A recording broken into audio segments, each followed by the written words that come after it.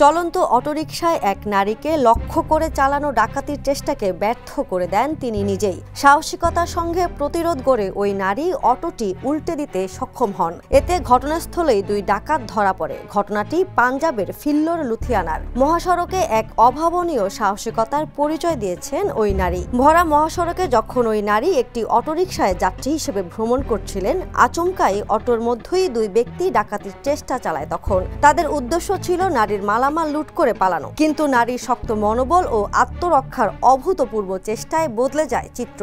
ডাকাতরা যখন তাকে ভয় দেখিয়ে জিনিসপত্র ছিনিয়ে নেওয়ার চেষ্টা করে, তখন নারী চলন্ত অবস্থায় নিজেকে বাঁচাতে ঝুঁকি নিয়ে অটোর ভারসাম্য নষ্ট করে ফেলেন। এর ফলে অটোটি রাস্তার ধারে উল্টে যায়।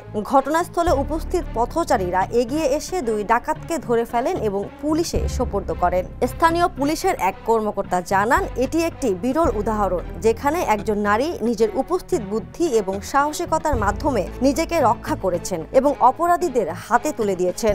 স্থানীয় পুলিশ ও প্রশাসন ওই নারীর সাহসের ভূয়সী প্রশংসা করেছে। সামাজিক মাধ্যমে ইতোমধ্যেই তাকে সাহসী নারী ও রিয়েল হিরো বলেও অভিহিত করছেন অনেকে। পুলিশ জানিয়েছে, দুই অভিযুক্তের বিরুদ্ধে ডাকাতির অভিযোগে মামলা দায়ের করা হয়েছে এবং তাদের জিজ্ঞাসাবাদ করা হচ্ছে। এই ঘটনায় নারীর নিরাপত্তা নিশ্চিত করার পাশাপাশি এমন সাহসিকতার স্বীকৃতিও হওয়া প্রয়োজন বলে মনে করছেন সচেতন নাগরিকরা। আন্তর্জাতিক ডেস্ক, দ্য নিউজ। দেশে দেশে সবার সাথে, দ্য নিউজ।